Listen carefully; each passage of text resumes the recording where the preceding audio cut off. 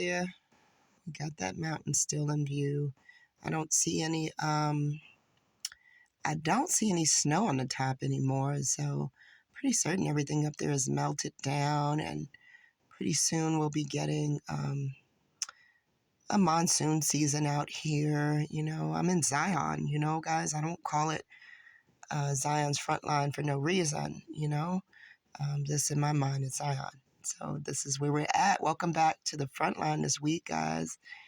Look, I'm going to zoom back into the cabin. Y'all know what time it is.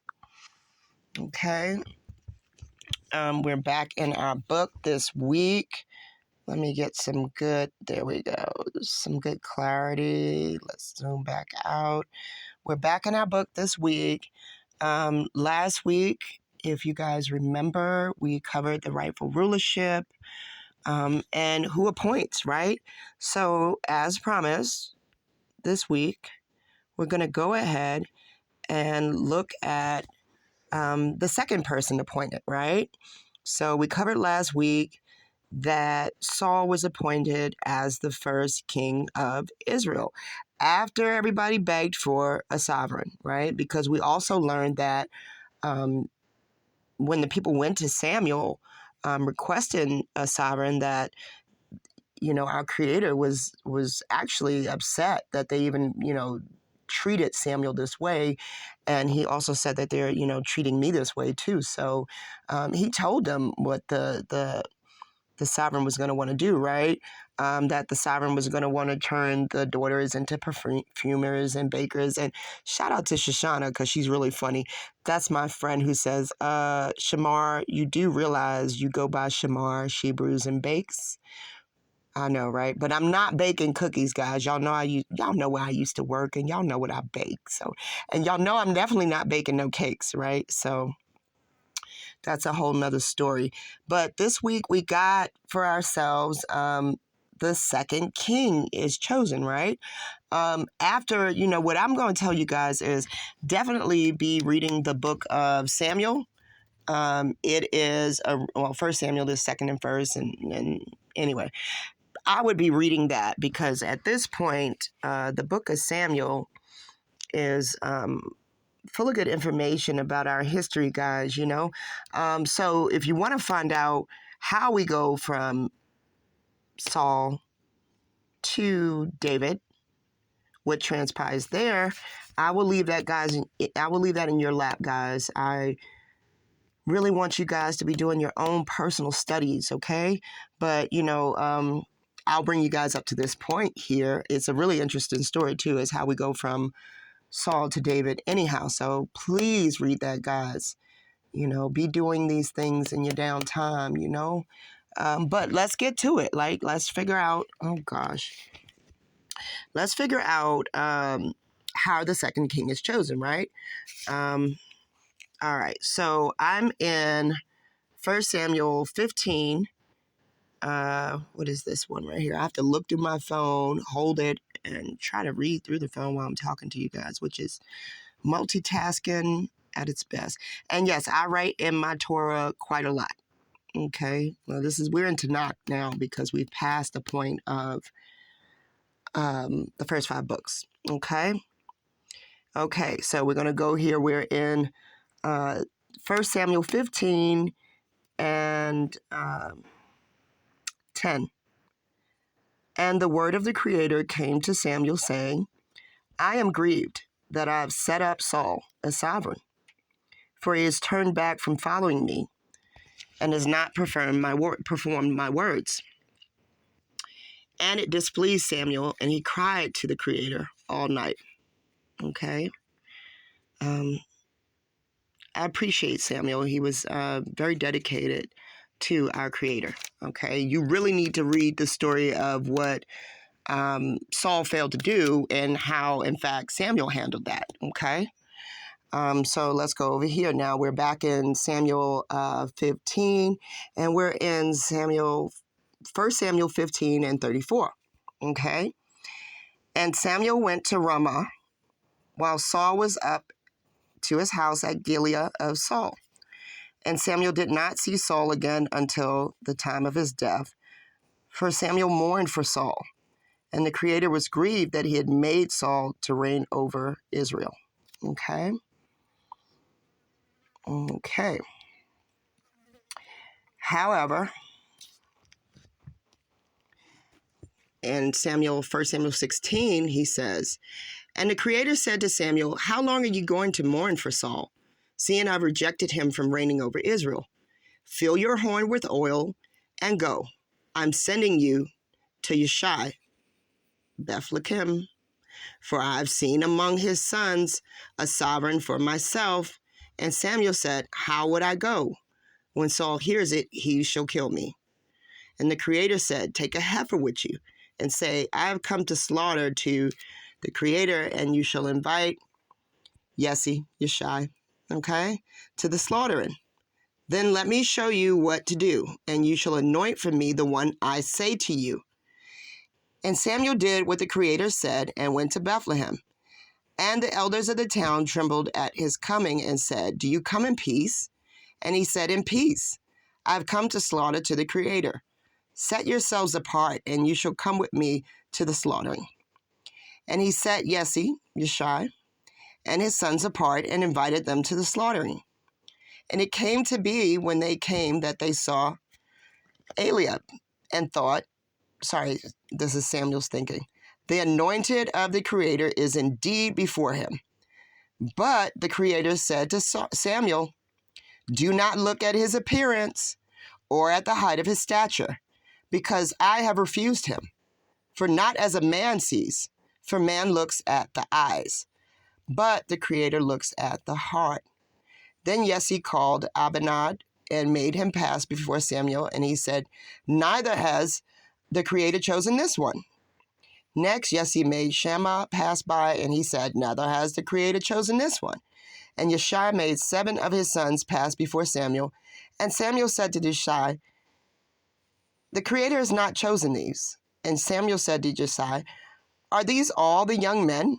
Remember, Yeshai is just Jesse. This is my Berean book. And he said, there remains yet the youngest, and see, he's tending the sheep. And Samuel said to Yeshai, send and bring him, for we do not turn round till he comes here. All right? So Samuel's got enough sense to say, well, wait a minute. He said one of the sons. Let me see everybody, right?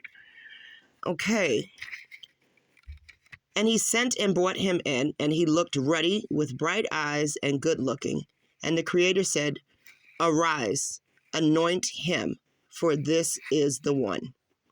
And Samuel took the horn of oil and anointed him in the midst of his brothers. And the Ruach of the Creator came upon David from that day and onwards. And Samuel arose and went to Ramah. And the Spirit of the Creator turned aside from Saul, and an evil spirit from the Creator troubled him. I was supposed to stop here, but I kept going. Anyway, guys, so listen. All right, just like we did last week, right? We had the rightful rulership here. This is our second king. Let me zoom in a little bit better. Better. Sorry, guys. I'm sorry. I was supposed to put that focus better. All right, we got my second witness, right? This is the second king. We got David. So, once again, who appoints, guys? Come on now. Y'all already know I got my pencil. The Creator, right? And Samuel knew that it's the Creator's job. He went through how many of Jesse's sons to make sure that it was the Creator who was choosing? All right. Come on back over. He had told Samuel that he would tell him who. Now look, and he does it right here. He says to Samuel, arise, anoint him, for this is the one. Okay? Samuel doesn't get to just go pointing out and saying, I think that's the one. Even though he thought that this one over here in his appearance was definitely going to be the one, Eliab, right? Because in his eyes, he looked strong and all this great stuff. But you see, the Creator tells him that you don't look at the appearance, that the Creator looks at the heart, okay? So he's guiding Samuel and even educating Samuel that, look, I know what your eyes see, but I see deeper than that. And so as a result of that, we're fortunate because our eyes are often tricked, right? But the Creator's isn't, okay? So now we have our second witness, right? Okay, so I like to call this who appoints, right? Who appoints the kings? Who appoints kings and who anoints, right? Because it's two separate things going on. But let's all keep focus. There's only one person that appoints, and that's the Creator, okay? The Creator gets to tell who the king is going to be. We've seen this twice already, guys. We've seen it twice, okay? Now, we know who anoints. This was easy. We watched it go down. Samuel. Samuel anoints, right? He did it once again like we saw it before. Oil and an announcement. Okay? So we have our second witness. Now, next week, we're going to go ahead. I'm going to close this Torah up real quick. Next week, we're going to go ahead. Remember last week, we already did it, right? We see the rightful rulership, the first witness, and we see that it's Samuel, right? Who chooses? Who appoints? The Creator. And who anoints? Samuel. Uses a flask. He pours out oil over the head. And that's how we got our first king, right? Now, we saw that again, right? He pulled out the flask. Sorry, this is old paper there. He pulled out the flask of oil, right? And then he announced. He poured the oil over David's head. Okay, guys?